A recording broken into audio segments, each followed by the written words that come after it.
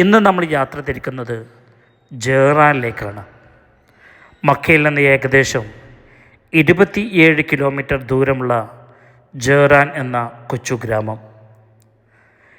ഹിജറ 8-ാം വർഷം മക്ക വിജയത്തിന് ശേഷം ത്വാഇഫുകാർ ഒത്തുകൂടി.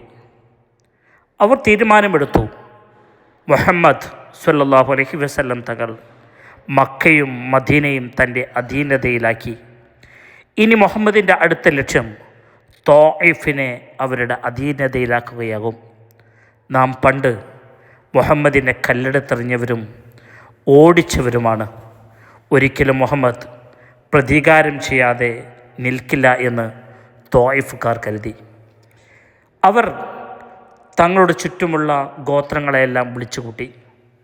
ഏകദേശം 30,000-ഓളം വരുന്ന സൈന്യവുമായി അവർ യുദ്ധത്തിന് പുറപ്പെട്ടു. ത്വാഇഫിൽ നിന്ന് ഏകദേശം 90 കിലോമീറ്റർ അടുത്ത് ഹുനൈൻ എന്ന പ്രദേശത്ത് വെച്ച് മുഹമ്മദ് സ്വല്ലല്ലാഹു അലൈഹി വസല്ലം തങ്ങളുടെ 12,000-ഓളം വരുന്ന സൈന്യവുമായി അവർ ഏറ്റുമുട്ടി. 30,000-ഓളം വരുന്ന ശത്രു സൈന്യവുമായി പോരാടിയ 12,000-ഓളം പേർ. മുസ്ലിം സമുദായത്തിൽ നിന്ന് വീരരക്തസാക്ഷിത്വം വഹിച്ചത്, ഷഹീദായത് വെറും 4 പേർ മാത്രമായിരുന്നു. ഹുനൈനിൽ വെച്ച് നടന്ന യുദ്ധത്തിന് ശേഷം മുസ്ലിം സമുദായം 14 ദിവസത്തോളം ഈ കൊച്ചു ഗ്രാമത്തിൽ താമസിച്ചു. ഈ ഗ്രാമമാണ് ജെറാൻ. നമ്മളിപ്പോൾ കാണുന്നത് മുത്തുനബി സല്ലല്ലാഹു അലൈഹി വസല്ലം തങ്ങൾ കുളിച്ച കിണർ ഇന്നും സംരക്ഷിക്കപ്പെട്ട പ്രദേശമാണ്.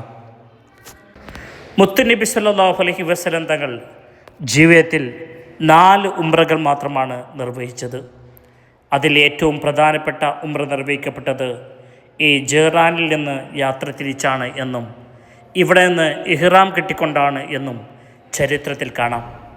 ഈ കാണുന്ന കിണറ്റിൽ നിന്ന് വെള്ളമെടുത്തുകൊണ്ടാണ് മുത്തുനബി സല്ലല്ലാഹു അലൈഹി വസല്ലം തങ്ങൾ ഇഹ്റാമിൻ്റെ സുന്നത്ത് കുളിച്ചത് എന്ന് ചരിത്രത്തിലുണ്ട്. അതുകൊണ്ട് തന്നെ ഈ കിണർ ഇന്നും സംരക്ഷിക്കപ്പെട്ടു പോരുന്നു. ഹബീബ് സല്ലല്ലാഹു അലൈഹി വസല്ലം തങ്ങൾ നമസ്കരിച്ച ജെറാനിലെ പ്രധാനപ്പെട്ട ഒരു പള്ളിയാണ് നാം കാണാനിരിക്കുന്നത്. ഹബീബ് സല്ലല്ലാഹു അലൈഹി വസല്ലം തങ്ങൾ 14 ദിവസത്തോളം താമസിച്ച പ്രദേശം. മുത്തുനബിയുടെയും സ്വഹാബത്തിൻ്റെയും പാദപതിനങ്ങൾ പതിഞ്ഞ പുണ്യഗേഹം. ഹബീബ് സല്ലല്ലാഹു അലൈഹി വസല്ലം തങ്ങൾ ഇഹ്റാം കിട്ടിയതും അതിനുവേണ്ടി നമസ്കരിച്ചതും ഈ പള്ളിയിൽ വെച്ചുകൊണ്ടാണ്. നബി സല്ലല്ലാഹു അലൈഹി വസല്ലം തങ്ങൾ ഇഹ്റാമിൻ്റെ സുന്നത്ത് കുളിച്ചത് ഈ കാണുന്ന കിണറ്റിലെ വെള്ളം ഉപയോഗിച്ചുകൊണ്ടാണ് എന്ന് ചരിത്രത്തിൽ നമുക്ക് പഠിക്കാനാകും. ഇത് സന്ദർശിക്കാൻ അള്ളാഹു തൗഫീഖ് നൽകട്ടെ. ആമീൻ.